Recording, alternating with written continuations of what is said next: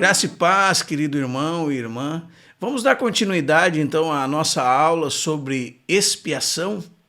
E o que é expiação? A expiação é a obra que Cristo realizou em sua morte para obter nossa salvação. A expiação refere-se à morte de Cristo e o pagamento por nossos pecados realizados na cruz. O ensino bíblico sobre a expiação enfatiza o elemento de substituição. Ele assevera que o Senhor Jesus Cristo sofreu substitutivamente a penalidade da lei de Deus quebrada, como um substituto do seu povo. Há duas características principais nesse conceito. A primeira é a ênfase sobre o fato de que Jesus fez algo como nosso substituto. E a segunda é o aspecto penal. Vamos olhar então o ensino bíblico sobre o qual esse conceito se acha baseado. E vamos começar com o ensino do Antigo Testamento. O que o Antigo Testamento ensina a respeito da função dos sacrifícios? A analogia dos sacrifícios do Antigo Testamento. O Novo Testamento ensina claramente que a obra de Cristo está em plena harmonia com o ensino do Antigo Testamento sobre os sacrifícios. Não há divergência entre elas. Nós vimos que o Senhor é o sumo sacerdote que ofereceu o sacrifício. Veja o que ele disse. Mateus 5:17. Não penseis que vim revogar a lei ou os profetas. Não vim para revogar, vim para cumprir. Esse versículo inclui também todas as normas levíticas sobre os sacrifícios. Ele inclui a lei em toda a sua plenitude, não só o aspecto moral da lei, como descrito, por exemplo, nos 10 mandamentos, mas também, de maneira muito especial, ele inclui o aspecto ritual, que diz respeito a oferendas e aos sacrifícios. Então, não foi só ali que ele fez essa reivindicação, dessa harmonia entre o Antigo e o Novo Testamento. Porque depois da sua ressurreição, o Senhor Jesus disse o quê? Lucas 24:44 diz assim: a seguir, Jesus lhes disse: são estas as palavras que eu vos falei, estando ainda convosco. Importa que se cumprisse tudo o que de mim está escrito na lei de Moisés, nos profetas e nos salmos. Essa era a maneira do judaísmo da época dividir o Antigo Testamento. Sabemos também que toda a epístola aos Hebreus foi escrita para esclarecer esse fato. O argumento do escritor é que o Antigo Testamento não foi outra coisa senão uma espécie de sombra, por toda parte apontando para a substância, que era Cristo. Ele nos revela os tipos apontados para o prototipo. O autor nos diz: vocês não precisam voltar para as sombras, vocês têm a substância. Nos capítulos 7 e 9 desta epístola, descobrimos esse argumento elaborado em consideráveis detalhes. Então, o que o Antigo Testamento ensina com respeito à função dos sacrifícios que eram oferecidos pelo sacerdote? A primeira coisa que ele nos ensina é que o propósito destas ofertas queimadas e das ofertas pelo pecado visava propiciar a Deus. Como nós lemos em Lucas, capítulo 18, verso 13, o publicano, estando em pé, longe, não ousava nem ainda levantar os olhos ao céu, mas batia no peito, dizendo: ó Deus, sê propício a mim, pecador. Lucas 18, 13. Então, o objetivo dos sacrifícios era que Deus olhasse para o povo pecador de uma maneira benigna, de uma maneira favorável, de uma maneira que mostrasse a prontidão em recebê-los. Isso basicamente significa ser propício, ser favorável. É olhar para o povo pecador de uma maneira benigna, de uma maneira favorável, de uma maneira propícia, de uma maneira que mostra a prontidão em recebê-los. Então, esta ênfase deve ser dada porque muitos esquecem que, primeiramente, irmãos, a morte de Cristo era, e podemos falar isso reverentemente, para influenciar a Deus, não para influenciar os homens. esse sacrifício foi destinado a propiciar a Deus. E esse é um ponto muito importante. Então, o propósito das ofertas queimadas e das ofertas pelo pecado visava propiciar a Deus. Em segundo lugar, a propiciação foi assegurada pela expiação da culpa. Expiação significa extinguir a culpa, quitar a pena, fazer reparação por algo. Esses sacrifícios eram destinados a propiciar a Deus, e o resultado disso era que Deus expiava os pecados do povo. Então, a propiciação foi assegurada pela expiação da culpa. E aqui nós temos esse termo, expiação. E depois nós vamos mostrar algumas diferenças entre propiciação e expiação. Em terceiro lugar, a expiação era efetuada pelo sacrifício vicário de uma vítima. Uma vítima era escolhida. Um animal substituía o pecador. Esse animal se transformava, então, naquele que levava o castigo do pecador. O animal substituía o ofensor e o seu pecado era tratado através do animal. A culpa do ofensor era expiada e Deus era propiciado em relação a ele. Em quarto lugar, o efeito de tais ofertas pelo pecado era o perdão do ofensor e a sua restauração à comunhão com Deus. Então, o pecado era tratado mediante um substituto e o resultado disso era que os pecados do povo eram cobertos e o povo era restaurado a uma posição em que podia ser abençoado por Deus. Era necessária a expiação, como o autor de Hebreus mesmo nos diz, no capítulo 9, verso 22.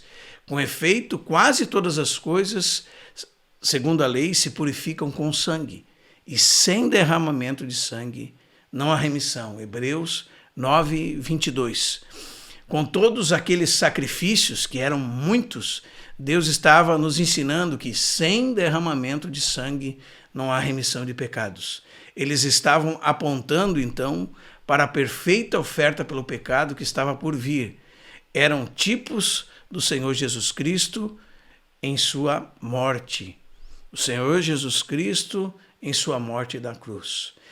Pense quantos milhares e milhares de cordeiros morreram e morriam todos os anos até chegar aquele dia que João disse em João 1:29, eis o Cordeiro de Deus que tira o pecado do mundo.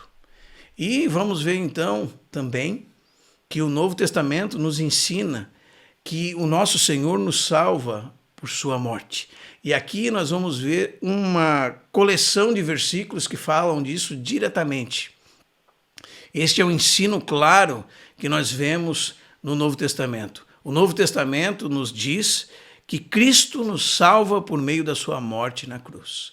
E o primeiro deles é esse texto mesmo que nós mencionamos. No dia seguinte, veio João a Jesus, que vinha para ele e disse, eis o Cordeiro de Deus que tira o pecado do mundo. João Batista aqui revela que Jesus era o Cordeiro de Deus e que esse Cordeiro foi prefigurado por todos aqueles cordeiros que foram oferecidos no Antigo Testamento. Nas palavras também de Paulo aos Coríntios, nós temos, lançai fora o velho fermento, para que sejais nova massa, como de fato sois, sem fermento. Pois também Cristo, nosso Cordeiro Pascal, foi imolado. Então, a santidade do povo, a separação para com Deus, estava baseada naquele que morreu por eles, como um cordeiro que foi morto e através da sua morte trouxe a salvação ao povo. E vamos mencionar, aliás, vários versículos. Por exemplo, Romanos 3:25, a quem Deus propôs, aqui está a proposta de Deus, no seu sangue, ou no sacrifício da vida do seu Filho, como sacrifício de substituição pelos pecados, mediante a fé, para manifestar a sua justiça, diz o texto, por ter Deus, na sua tolerância, deixado impunes os pecados anteriormente cometidos. Cristo nos salva através da sua morte. Romanos 5,10 diz, porque se nós, quando inimigos, fomos reconciliados com Deus mediante a morte do seu Filho. Muito mais, estando já reconciliados, seremos salvos pela sua vida. Em Gálatas, nos é dito o seguinte, o qual se entregou a si mesmo pelos nossos pecados para nos desarraigar deste mundo perverso, segundo a vontade de nosso Deus e Pai. Ele se entregou a si mesmo pelos nossos pecados. Efésios 1,7 diz, no qual temos a redenção. Em Cristo Jesus temos a redenção pelo seu sangue. Que expressão importante do Novo Testamento. O que significa ela? Significa através do sacrifício da sua vida derramada na morte. É isso que está por trás da expressão pelo seu sangue. Então, no qual em Cristo temos a redenção pelo seu sangue, a remissão dos pecados segundo a riqueza da sua graça.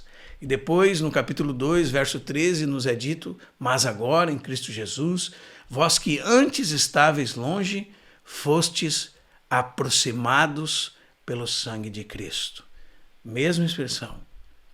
Fostes aproximados pela vida de Cristo derramada como oferta na morte.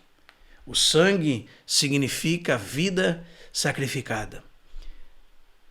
Também em Hebreus 9:22, nós vemos o seguinte, com efeito, quase todas as coisas, segundo a lei, se purificam com sangue, e sem derramamento de sangue não há remissão. O Senhor Jesus obteve eterna redenção para nós por meio do sacrifício de sua vida em nosso favor. Hebreus 9:14 nos diz assim, muito mais o sangue de Cristo, que pelo Espírito eterno a si mesmo se ofereceu sem mácula a Deus, purificará a nossa consciência de obras mortas para servirmos ao Deus vivo. Também o 10º capítulo da Epístola aos Hebreus nos revela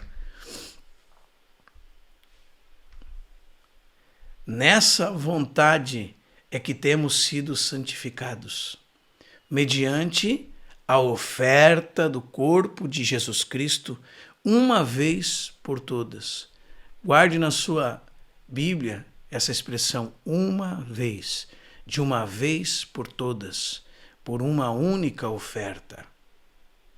Nessa vontade é que temos sido santificados, mediante a oferta do corpo de Jesus Cristo, uma vez por todas. E mais,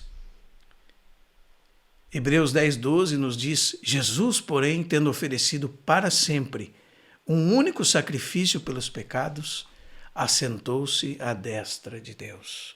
Um sacrifício pelos pecados. Jesus Cristo nos salva por meio da sua morte. Também Hebreus 10:14 diz assim, porque por uma única oferta aperfeiçoou para sempre quantos estão sendo santificados. E eu gostaria de enfatizar novamente para os irmãos que nós possamos colocar nossos olhos nessas expressões, uma vez, um único, uma única. E Pedro também nos diz o seguinte, sabendo que não foi mediante coisas corruptíveis como prata ou ouro que fostes resgatados do vosso fútil procedimento que vossos pais vos legaram, mas pelo sangue de Cristo, como de cordeiro sem defeito e sem mácula, o sangue de Cristo. 1 Pedro 1:18 e 19. Só podemos entender esses termos quando nós estamos familiarizados com o Antigo Testamento. Também Pedro 3:18 diz assim, pois também Cristo morreu uma única vez pelos pecados, o justo pelos injustos, para nos conduzir a Deus, morto sim na carne, mas vivificado no Espírito. João também fala isso na sua primeira epístola, no capítulo 1, verso 7. Ele diz: se porém andarmos na luz, como ele está na luz, mantemos comunhão uns com os outros, e o sangue de Jesus, seu Filho, nos purifica de todo pecado. E Apocalipse, capítulo 1, verso 5, diz: e da parte de Jesus Cristo, a fiel testemunha, o primogênito dos mortos e o soberano dos reis da terra, aquele que nos ama e pelo seu sangue nos libertou dos nossos pecados. O Senhor Jesus nos salva por sua morte. Essa é uma maravilhosa seleção de versículos, irmãos. Todas estas passagens são, vamos dizer assim, pivôs que prontamente lançam diante dos nossos olhos a ideia de uma oferta substitutiva e penal. Nos explica que a morte de Cristo foi substitutiva e penal. Nela ele levou a culpa, e nela nós vemos a culpa sendo punida num substituto. Nós devemos notar a repetição dessa palavra sangue. É o precioso sangue de Cristo, o sacrifício da sua vida, que é isso que significa o sangue, a vida derramada. E através da vida de Jesus Cristo, derramada na cruz, que a nossa redenção foi assegurada. Avançando então adiante, nós vamos trabalhar 3 termos que temos no Novo Testamento, que se relacionam com a expiação. E os termos são redenção, propiciação e reconciliação. Vamos pegar o primeiro termo que é usado, que foi resgate. E nós encontramos esses termos, por exemplo, em Mateus 20, 28, onde nos é dito: tal como o Filho do Homem não veio para ser servido, mas para servir e dar a sua vida em resgate por muitos. E também Timóteo, capítulo 2, versos 5 e 6, nos diz o seguinte: porquanto há um só Deus e um só mediador entre Deus e os homens, Cristo Jesus, homem, o qual a si mesmo se deu em resgate por todos, testemunho que se deve prestar em tempos oportunos. O que é o resgate? O resgate é o pagamento de preço. É o preço pago para a libertação de uma pessoa ou de uma coisa que foi tomada ou possuída por outro. O ensino aqui é bem claro. O ensino é que Cristo, através da sua morte, afrouxou nossas cadeias e nos pôs em liberdade. E a nós que éramos prisioneiros, pecadores, e isto ele fez pagando um preço. E o preço que ele pagou foi seu próprio sangue precioso. Como diz Paulo em 1 Coríntios 6, 19 e 20. Acaso não sabeis que o vosso corpo é santuário do Espírito Santo e que está em vós, o qual tendes da parte de Deus, e não sois de vós mesmos? Porque fostes comprados por preço. Agora, pois, glorificai a Deus no vosso corpo. Fomos comprados por preço. O preço foi o sangue precioso do nosso Senhor Jesus. Este foi o resgate pago.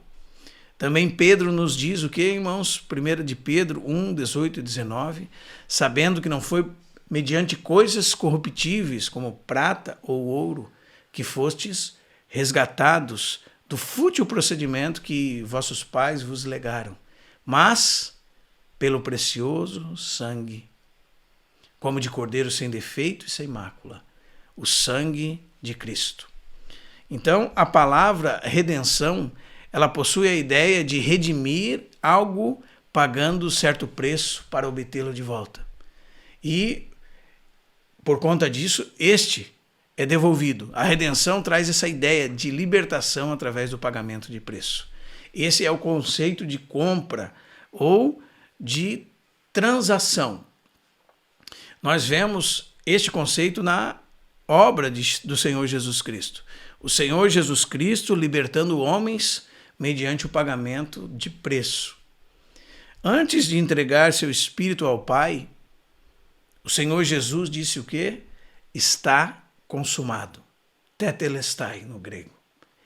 E essa palavra era usada em uma linguagem financeira. Era dita no momento em que se encerrava um pagamento. Depois da última parcela, vamos dizer assim, paga, se dizia, está consumado, está pago, está quitado.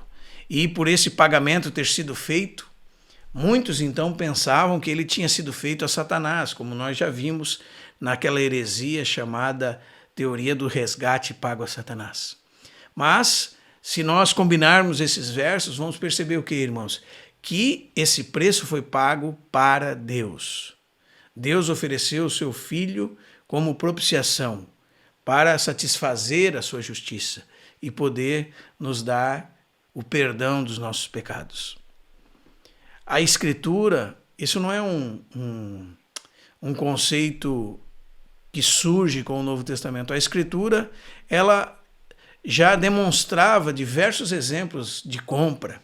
Por exemplo, havia um dote pago pela noiva, como nós vemos em Gênesis 34:12, João 3:29, 2 Coríntios 6:17, Efésios 5:32, Apocalipse 21:9, que são textos que falam de Cristo sendo noivo e a igreja, a sua noiva, e ele pagando esse preço por ela.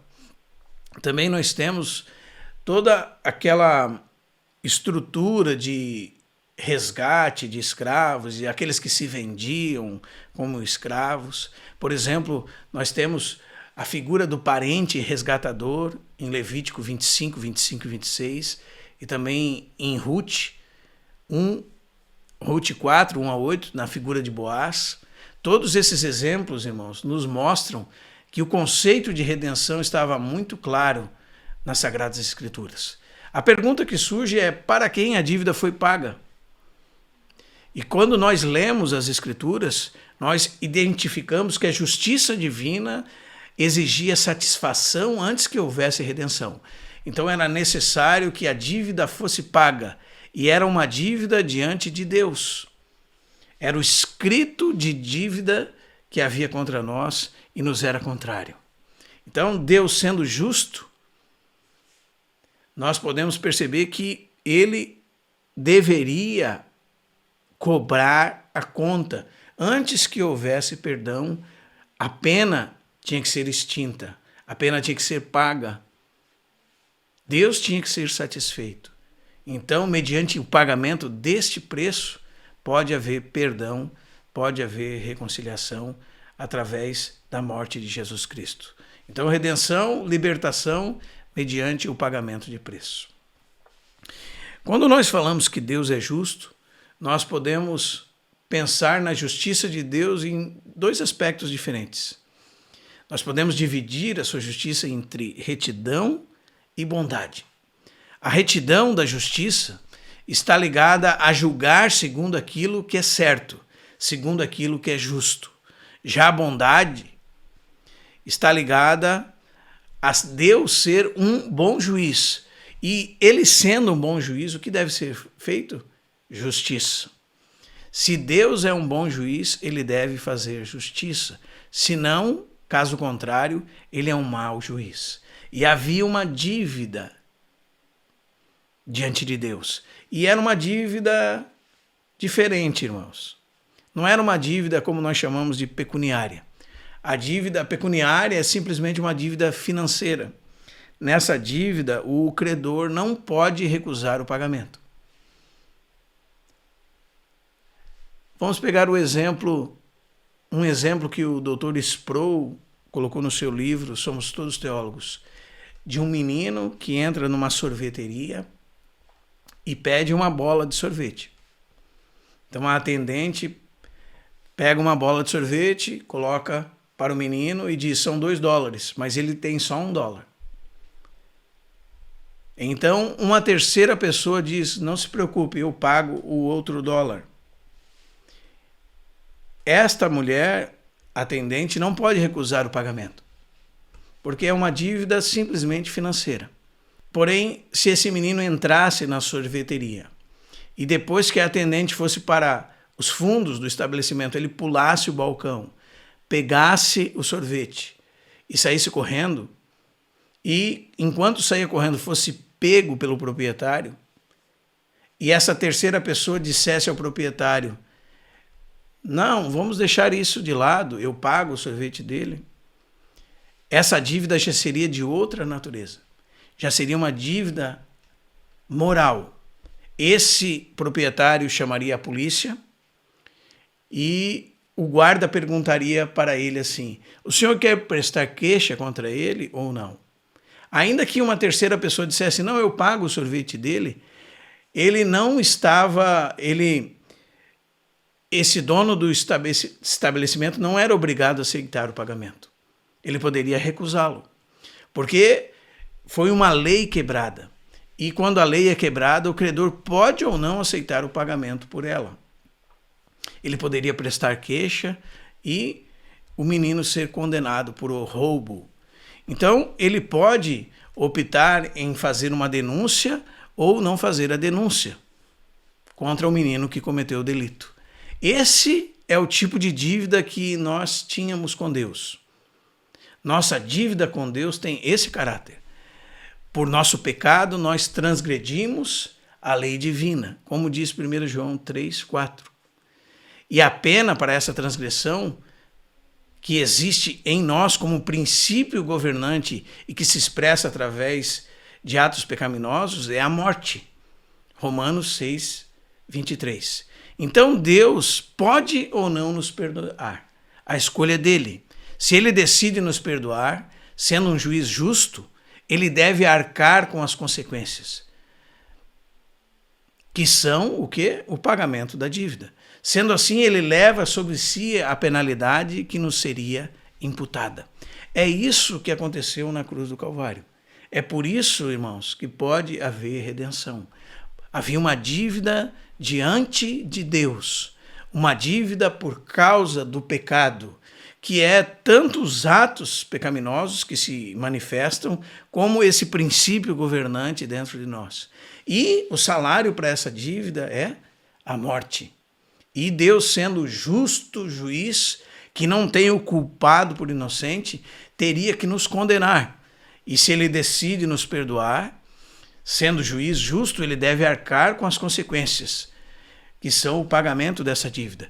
Por isso, ele paga a si mesmo a penalidade que nos seria imputada através da morte do seu Filho Jesus Cristo. Isso destrói totalmente aquele conceito equivocado do resgate pago a Satanás. E nós estamos vendo conceitos bíblicos. Falando desse conceito, nós temos que lembrar que dentro da redenção podemos incluir também aquilo que os teólogos luteranos chamaram de Cristo vitorioso. Então, dentro desse tema da libertação, nós podemos destacar também aquilo que foi chamado, como eu disse, Cristo vitorioso. Houve, na morte de Cristo, uma vitória cósmica. Através dessa vitória, Cristo libertou os cativos de Satanás. A semente da mulher esmagou a cabeça da serpente, como diz Gênesis 3,15. Cristo despojou principados e potestades e os expôs ao desprezo. Isso aconteceu na cruz, como está em Colossenses 2,15.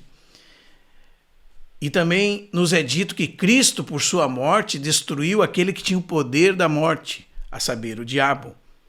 Hebreus 2,14. Na morte de Cristo, houve uma vitória cósmica, na qual ele derrotou o valente. Aliás, no seu ministério terreno, ele já estava expulsando o valente, como nós lemos, por exemplo, em Marcos 3,27. Ele, na cruz, expulsou o príncipe deste mundo, João 12,31, João 16,11.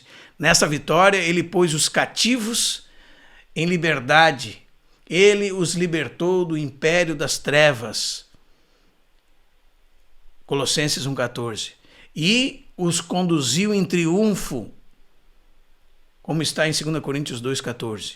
em um cortejo vitorioso. Este é um aspecto que vemos nas Escrituras ligado à libertação dos cativos. Aquele rei que, depois de uma vitória, põe em liberdade os escravos. A próxima palavra, então, é propiciação. Propiciação, basicamente, desviar a ira, satisfazer a justiça, cancelar o pecado. Romanos 3,25 nos diz: a quem Deus propôs no seu sangue como propiciação, mediante a fé, para manifestar a sua justiça, por ter Deus, na sua tolerância, deixado impunes os pecados anteriormente cometidos. E 1 João 2,2 diz: e ele é a propiciação pelos nossos pecados, e não somente pelos nossos próprios, mas ainda pelos do mundo inteiro. A propiciação é um apaziguamento ou meios de apaziguar. A oferta era tomada por Deus e ela era o meio pelo qual Deus apaziguava a sua ira. Esta palavra propiciação vem do termo propiciatório, que era a tampa da arca do concerto, que ficava no Santo dos Santos no templo. Uma vez por ano, o sacerdote entrava naquele lugar, não sem sangue, e aspergia o sangue sacrificial sobre esta tampa para cobrir os pecados do povo. Este é chamado de o dia da expiação, que está em Levítico 16. E é um conceito sacrificial de expiação. Havia 2 bodes que eram escolhidos para um único sacrifício. Um para Deus em holocausto, outro para ser enviado ao deserto. E ambos esses bodes representavam o sacrifício de Cristo na cruz por nós. A morte do Senhor é aquela por meio da qual Deus cobre, deixa de passar e perdoa nossos pecados. Aliás, o ensino vai além na dispensação do Novo Testamento. Nossos pecados, como diz o texto, são apagados, de modo que um pecador penitente e crente é novamente reconciliado com Deus, como está em Hebreus 8:12 e Hebreus 10:17.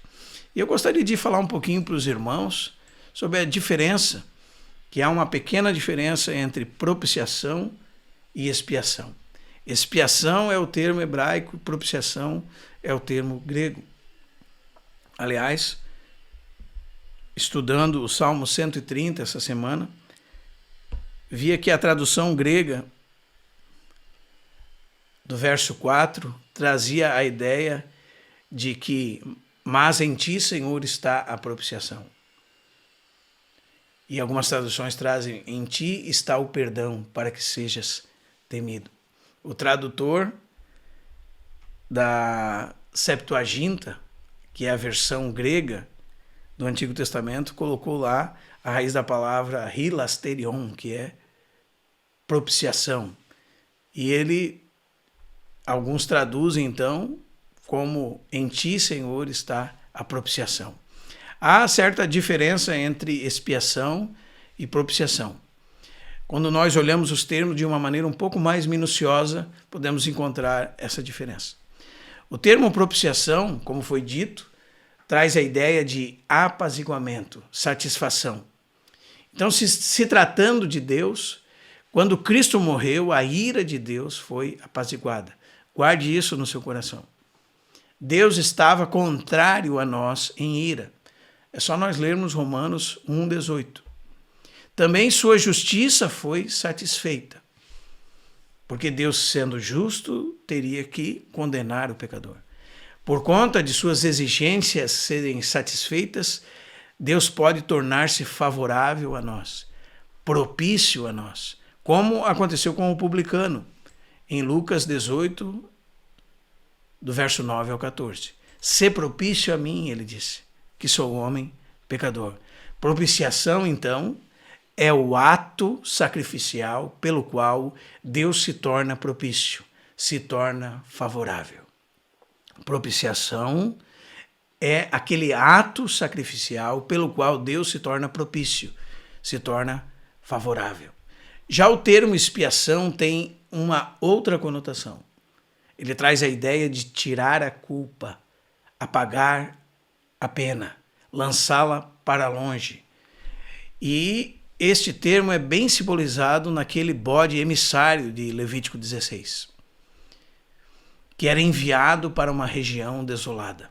A expiação, então, é o ato pelo qual o pecado é cancelado, anulado, apagado do registro. A expiação é o ato pelo qual o pecado é cancelado, anulado, apagado do registro. O objetivo da expiação é o pecado. O objetivo da propiciação é Deus. No mundo pagão, os sacrifícios se destinavam a tornar os deuses favoráveis. Se alguém fosse viajar, fazer uma viagem marítima, ele oferecia um sacrifício propiciatório a Netuno, que é o deus do mar, na esperança de que ele não ficasse de mau humor ou com raiva e esse homem pudesse fazer uma viagem tranquila. Neste conceito, o ofertante oferece um sacrifício para propiciar o seu Deus.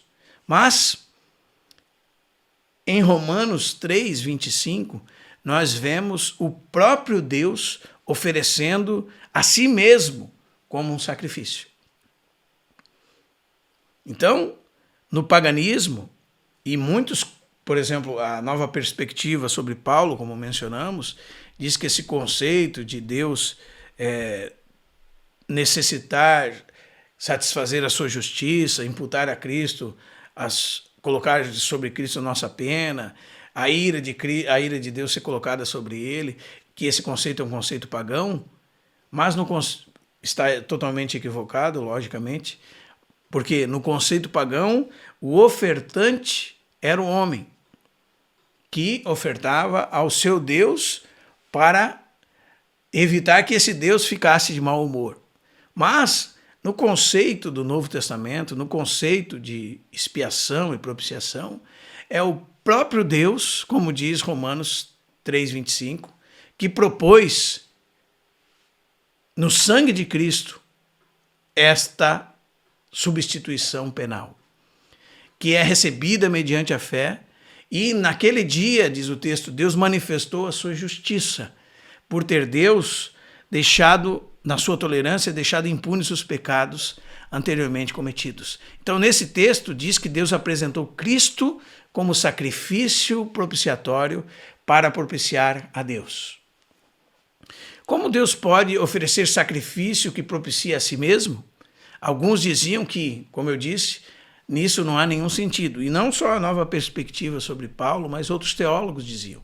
Deus propiciando a si mesmo, Deus desviando a ira de si mesmo, sua ira de si mesmo. Porém, o Antigo Testamento mostra que quando a propiciação é mencionada, irmãos, sempre se relaciona com a ira de Deus. Quando a propiciação é mencionada, ela sempre está relacionada com a ira de Deus. Por exemplo, o salmo que citamos, Salmo 130, verso 3. Se observares, Senhor, as iniquidades, quem subsistirá? Então, a propiciação, quando está relacionada, e o verso 4 diz, né? Mas em ti, Senhor, está o perdão, para que sejas temido. Na tradução da Septuaginta, está a propiciação.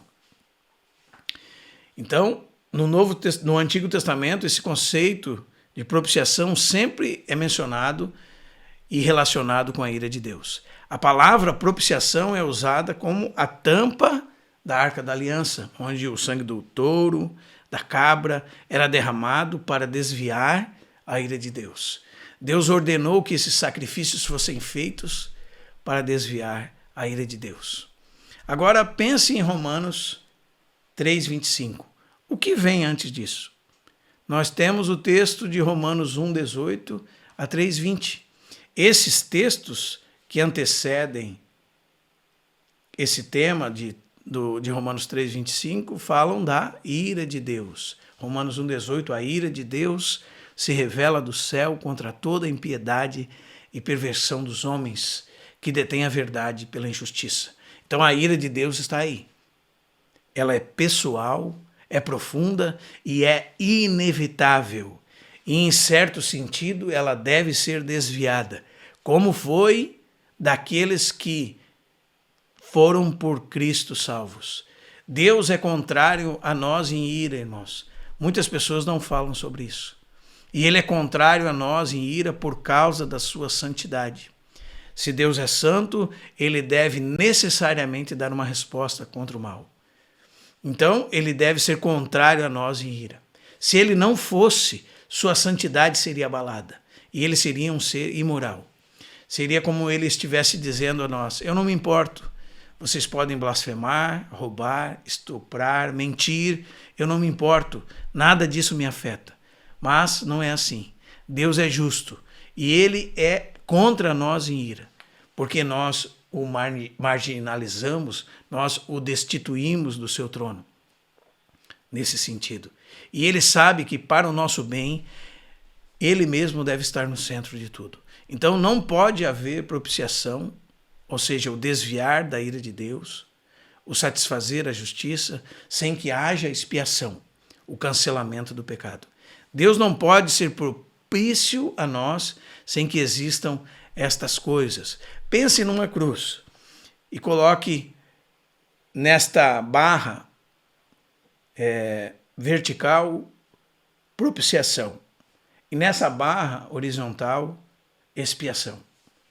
Nessa barra horizontal você simboliza o pecado sendo levado para longe, o cancelamento do pecado, o pagamento da dívida, o cancelar de todas as coisas.